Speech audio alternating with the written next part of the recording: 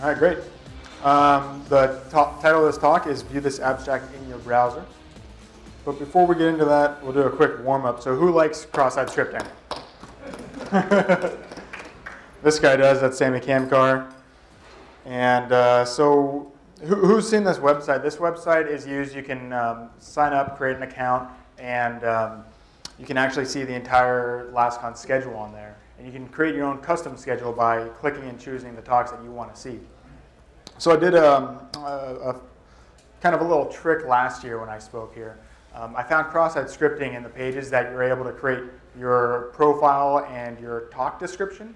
So I actually put a little cross-site scripting code in it so that if you came across my talk or my profile, it would automatically add my talk to your schedule. So, so I had a little bit of fun there, and I wanted to see if I could do that again. And so last year I used this injection with a little bypass. There was a strange thing where if you had a slash in before the event handler, that it would not pay attention to the rest of the word, and you would be able to bypass it. And you also see that there's equal space. Because I didn't put the words right after the equal sign, whatever rules they were using, it was bypassing them. So when I tested it this year, they actually fixed the slash bypass and blocked the on mouse over keywords, and a bunch of others. But fortunately, there's a lot of event handlers that you're able to use when you're doing cross-site scripting, right? I mean, there's enormous amounts, and they're adding new ones to specifications all the time. So this year, I just put all of them in a little test, and boom, still have cross-site scripting on the same site. This time, you can use the on-mouse out function. So yeah, cross-site scripting right on that site. Blacklists do not work, so do not try them when you're securing your website. All right, so that was fun. So the title of this talk is View This Abstract in Your Browser. My name is Purviance. A little bit about myself. Howdy, I just moved to Houston. I'm originally from California. I lived there my whole life, so it's great being here. And I've spoken at several other events. I've spoken at Black Hat, TourCon, DevCon 5, and I spoke last year, like I said earlier, at LastCon AppSec USA. My title is Application Security Researcher and Consultant at AppSec Consulting, Inc. And I consider myself a bug bounty hunter, and I also spent almost a year doing bug bounty review for one of the large bug bounty programs that's out there. A little bit about my company, since they did approve my time to be here. AppSec Consulting, we do PCI compliance and validation, penetration testing, web and mobile apps, that's where I spend my time, source code analysis, network pen tests, and we do secure web application development courses. So check out the website, appsecconsulting.com. All right, so the themes of this talk. We're going to be talking about authorization vulnerabilities, PII, that's personally identifiable information, such as your name, address, email, credit card, and telephone numbers. You know, things that you consider yours, and you don't want anybody to have them unless you explicitly gave it to them. And we're going to be talking about Google Dorks. Clap if you know what a Google Dork is. All right, a couple of you. Google Dorks, right? No. That is not a Google Dork, although you might consider it to be. Google Dorking, okay, this is really what that is it's using highly specific Google search queries to find vulnerable websites or servers. It's used by black hats to quickly find websites to hack, rather than searching the entire internet and doing a network scan for port 80 and seeing what websites are out there and then seeing if they're running the older version of Apache or something like that. They'll simply use a Google query and search for keywords that that web server might have on that website. It's also a popular way to automate botnet exploitation. So a little bit of a side rant there. If you don't know this already, a lot of botnets, what they'll end up doing is having the bots use Google Dorks to search for vulnerable websites. They might be looking for like a WordPress site or something like that. And when they find them, they'll actually attempt exploits against those servers. So that's one of the ways that botnets find servers to exploit and then grow. So a little bit more about Google dorking, and if you don't know what that is, you'll get it as we go along. You're using very specific filters in your Google search query. Rather than just looking for the contents of a couple words on the page, you can use all sorts of other filters. For example, you can search by file type. Let's say you only want to bring back .php files or .aspx files because you're looking for a server to exploit something that's for those frameworks. There's also the filter in title. So you might do a in title search for admin portal, and the title is going to be what you see at the top of your window when you're browsing a website. EvoCam is another interesting one. If you use that, you can actually find a lot of webcams that are publicly available on the internet that have been unsecured by using an in title search for EvoCam. In URL, so if you do a search for that, it's instead of actually checking the text of the website, it's going to be testing the URL of the website and looking for that information. So the example is PHP myadmin or download underscore hub.php, and you're basically looking for those words in the URL. And site, this allows you to filter specific domains. So let's say you were looking for a news article but wanted to limit it to the New York Times. So you could do site newyorktimes.com, and then you'd only be searching that website. You could do the same thing, but let's say you're only looking for vulnerabilities on bank.com, for example. And cache, that's not really a Google dork, but very useful. What cache is, if you put that into the beginning of your string and then a URL after that, instead of, that's useful for when the page is actually gone down. So the web server's taken the page offline, but Google caches every page that it sees, or nearly every page that it sees. So that'll actually return the Google cache of that page. So you'll still be able to see the content even if the owner of the website has taken that information down. And then it's good to know that you can do negatives. So you can do minus file type if you want to exclude PDF files and you want to filter your search just a little bit more. So how could this be used? Here's a really cool Google dork. It's just a simple one. User underscore password and then in URL PHP myadmin. So PHP myadmin, that's a PHP built application for managing MySQL databases. And it's a pretty powerful framework because if you're able to control a MySQL database, you're actually able to compromise the entire machine based on the privileges that MySQL has in most cases. So you can see here that this simple query returned 21,000 results. And if you're wondering what happens when you click on one of those pages, it actually takes you right into a PHP myadmin console. And from there, you can run SQL queries against the database, drop tables, do whatever malicious things you want. And you can find thousands of these sites just by searching Google. And if I were to guess, I'd say most of the ones that you're able to find on that search query have already been compromised. They've already been hacked a dozen times maybe, and but they're still sitting on the net because nobody's realized it and taken it down. All right, so back to the topic at hand. Email, because that's what we're going to get into. So using emails, I actually received, and just a little bit of imagination, I'll show you how to discover personally identifiable information without even breaking a sweat. We're going to be combining emails that I've actually received, and I'll show you those emails, combining them with Google Dorks to find information that companies, reputable companies, have left online for anybody in the world to find. All right, so I'll go right into vulnerable examples here. All right, so hotelwebsite.com, confirmation numbers and receipts. So think about what kind of information you give away when you sign up for a hotel. When you go to a website and you reserve a room, they may ask you, what are the names of the people staying with you? You need to give them what nights you're going to be there, your credit card and information. They might ask for your mailing address so they can send you information in the future. They obviously will have your email. Well, I signed up for a hotel a while back and I received this email. This is an actual email. I blocked a few things out. And you'll see right there that at the top of the page it says, click here to view this email online. And you'll see a little bit more of that. That's kind of where the title of this presentation came from. You'll also see a link, view and print receipt. And it's like, where do these things go? And I was surprised that when I clicked these things, I wasn't prompted to type in my username and password. Instead, it immediately took me to a page with all my information. It said, okay, well, here's your receipt. You can print it out if you want. And so that got me thinking, like, why is there all this information available without me having to type in a username and password? And what if I was able to find this out for other people? So I looked at the URLs of the links on this email.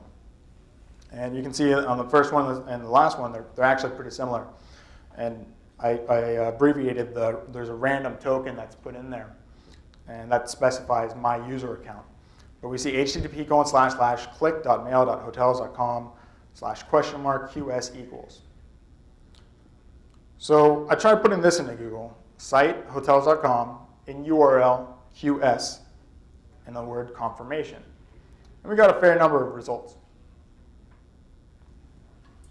So given this is not going to be my information here. This is going to be information that's publicly available online that's being hosted by these companies. First link I clicked on, I get this.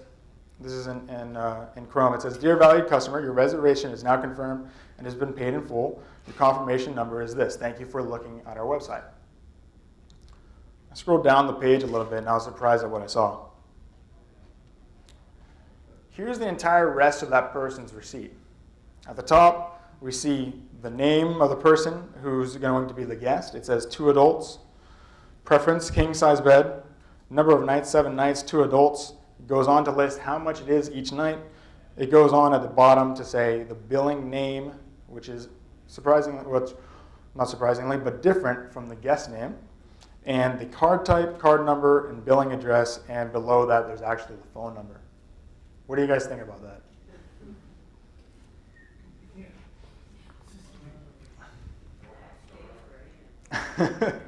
and the thing about this is there's no one company that has this problem, and you'll see that as I go on. But obviously that's a big problem. There's a lot of information here. What could you do with this? Well, the first thing that came to my mind is, well, if you had this much information on somebody, you have a lot of background on them, maybe you could try like a social engineering attack or something like that. You know where they were on a certain night. Maybe you could call them up and say you are the hotel, and you have some credibility because you can say, oh yeah, your reservation number was this. The last 4 digits of your credit card number is this. There was a problem with your hotel stay, and you need to send me a check at this address or something like that. But there's all sorts of other problems. One of the things that you see here, the billing name and the guest, they have different last names. So maybe the people who reserve this hotel don't want anybody else to know that they were in a room together at this hotel. So maybe there's another tactic that the attacker could take in blackmail or something like that. At this point, you don't really know, but somebody that was malicious could definitely look into it and use this as a starting point to definitely go further. All right, so I'll give you guys another example. This one's in Google Calendar, and so I call it private events and calendar tampering. If you're not familiar with Google Calendar, it's very similar to Outlook, where you can create an event on your calendar, you can share that event with your friends, and when they accept your invite, it'll show on your calendar that they accepted and that they're going to be going. So I sent myself an invite. And you can see the links there. It says, are you going? Yes, maybe, no. And I just put the links there so you can kind of see what I saw when I right-clicked on it and clicked View URL. And then I converted that into a Google query to see what kind of results I would find. And we got a good number of results here. And these are going to be other people's calendars. So the query I ended up using was site www.google.com. That's going to limit the scope to just google.com. In URL calendar, in URL event, in URL action, and in URL response updated. All right, so one of the first links there, meet with Greg and Penny at Sacramento. And you can see at the top that it actually thinks that I am Greg at hbgary.com. So those who don't know, Greg would be the CEO of the now defunct security company HB Gary. And I bet he would not be happy about his private event calendars being posted online for anybody to see. But now everybody knows who he was meeting with and at what time and where and what he was doing. Here's another one. I mean, it's kind of fun just to go through these links. You open a whole bunch of them, and you just see what kind of information it takes you. So this one was a pretty funny one, and I don't even know where it came from, but it says 11 a.m., $13 fusion of yoga Pilates sexercise. Come join us in a semi-clothed awakening of your next Shakti energy and the sacred charkas of your body. And the funny thing about this is you'll see it says there's a link there, change your response. So I was able to click change my response and said, yes, I'm going with more than 50 guests. It's going to be a big party at this exercise. But yeah, you can run into the same problem if, let's say you invite a friend to an event on Google Calendar, and their friend says, hey, I didn't get the invite, can you send it to me? So you forward it to them. Now they actually can click that link and pretend to be you. They can change the comments on that event, say you're not going, no, I don't want to go to that party, it's going to suck anyway. And it'll show up on your calendar as the first person that you sent it to. So there's a spoofing issue there, and I brought it up to Google, and they said they're aware of it. And their latest policy is really strict on vulnerability disclosure. I think it's like 7 days or something like that. And I asked them about that, and they said, well, that's only for actively being exploited vulnerabilities. And the thing about this is, how would anybody else know who's exploiting a Google search besides Google? So that's kind of tricky, if you ask me. All right. Well, here's another example. Cell phone carrier shipping confirmations. This one's pretty fun. All right, so here's an email I got just the other day. I blocked out the important information here. So this is just the email, and I guess it's okay if in my email that they say, here's your subtotal, here's your receipt information, confirmation, all this stuff. But it's another thing when you find that information online. And you see at the top, get ready for the fastest 4G network in America, view online, right? So view online, it'll just basically show you the same information that you got in your email, but on the website. And you can see there the URL that I stripped from that link. I turned that into a Google query, and we get site verizonwireless.com, in URL download.asp, in URL GUID. The GUID is going to be a unique token. Each user is going to have a different one. And that's why we're using Google to find these pages rather than trying to guess the GUID. If we just wanted to find somebody else's, it's not like you can just increment it by one. They usually don't have that problem, although they have in the past. In this example, they don't. But we click on the first link there, and wow, we got a lot of information. It says, hi, Kivantis. We have their order number, we have their shipping address, their payment type, which is a Visa. We also know that they're getting a new iPhone 4 with free 2-day shipping, a gigabyte shared data, and then this email was sent to, so now we have their email address too. And then, of course, they say that they respect your privacy. So, so you know that it's legit. Yeah, when I saw this, I was just completely shocked that I'm looking at somebody else's information, and the damage that you can do. Maybe it doesn't come to you right away, but if you know that somebody's going to be getting a new iPhone, and you know about when they're going to get it, maybe you're going to hang around their house and see when the delivery guy comes by. Here's another one. We have the order number, we have the name of the individual, and has his address and his phone number. It also has, it looks like this guy's a multi-line plan. So we have several mobile numbers, we have their SIM ID, we have 2 iPhone 4Gs, and a tracking number. So we can actually watch as that's being delivered. We have all that information available online. And there's just pages and pages and pages of this. It's not just this one example that I'm showing you right now. And were you surprised you only got 45 back though in the search? You can change the query a little bit, and you'll get different results. So, and also when you first do it, it'll actually say that you have one result. Click here for more, because it thinks that they're too similar. Okay. But so the numbers that it comes back with is a little bit weird. But yeah. The mechanism for caching from Google? I'll get into that. Any other comments on this page right here? Anybody else have Verizon? All right, there are a couple examples that I didn't get into here just because it's a little bit sketchy, but there have been pages with full credit card numbers and CVV details on the website that I found. And interesting thing about that is it is very illegal for companies to store CVV numbers. Credit card limits, reward categories, and points, those ones are all over the place. And personal identifiable information in the URL over HTTP, that's another one that was seen pretty frequently.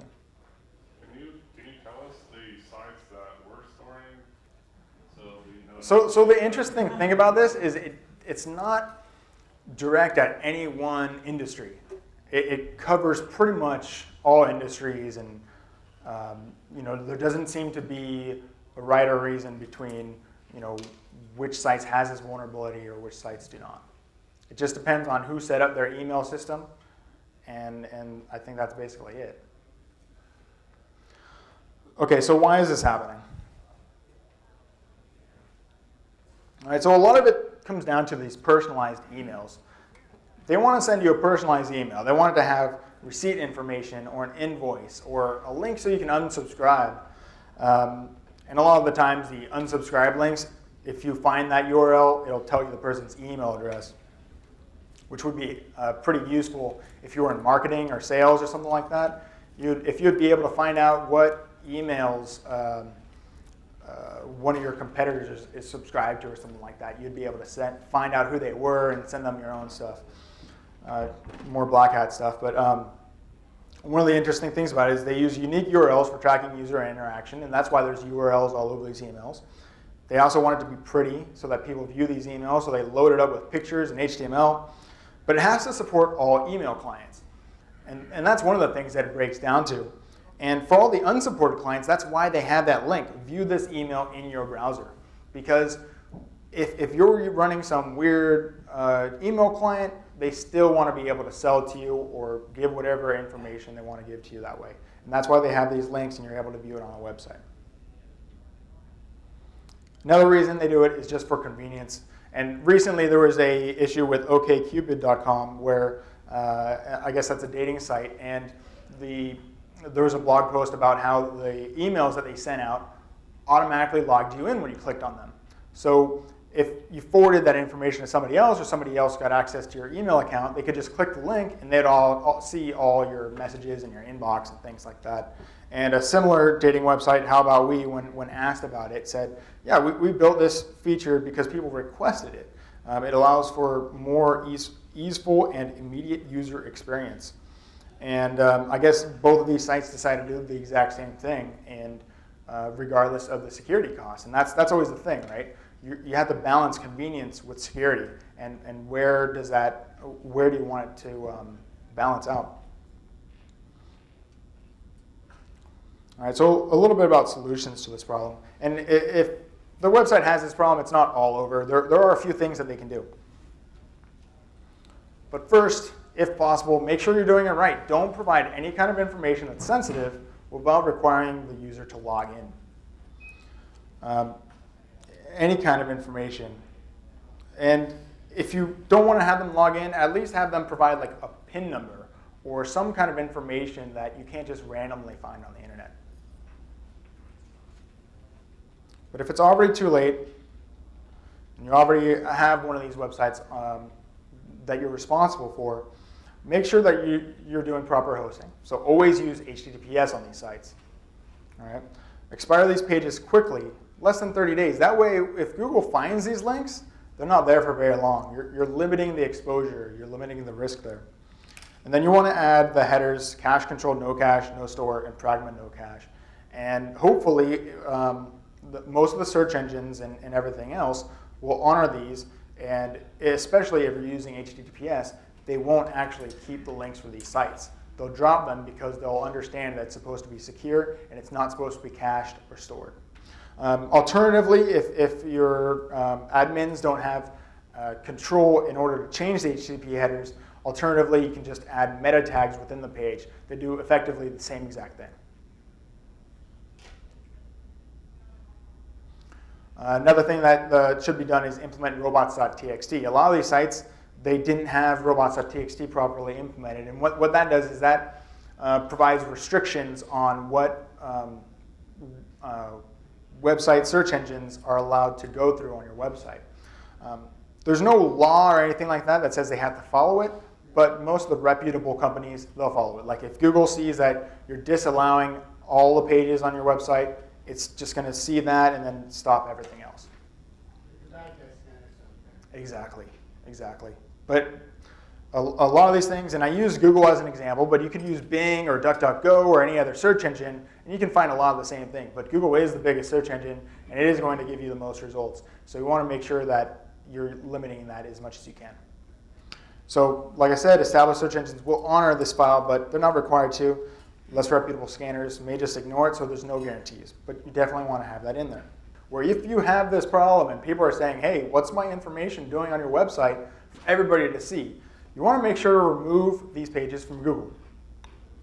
So the people responsible for your website, they can use Google Webmaster Tools, and they can submit a request to have a page removed. And they'll want to do this for all the ones that have been leaked onto Google somehow. You can also remove the Google cache, and they say that if the page still exists, use the robots.txt to prevent Google from crawling it.